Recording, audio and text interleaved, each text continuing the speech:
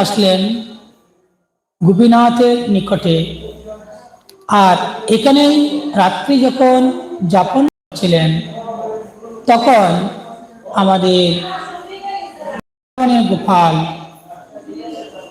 যে স্বপ্নে দেখিয়েছিলেন, হে মাধব, তুমি আমার কথা মন দিয়ে শোনো। তুমি এই গোপীনাথকে কর্পূর চন্দন ঘষে গোপীনাথের অঙ্গে লেপন করো। যখন গোপাল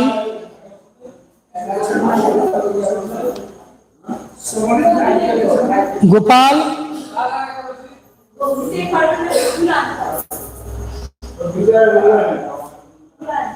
কম্বল আছে, এই করে কম্বল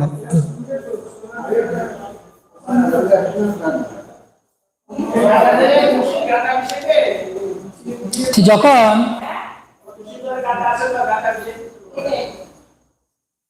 এই কথা যখন স্বপ্নে দেখালেন, শোনালেন, তখন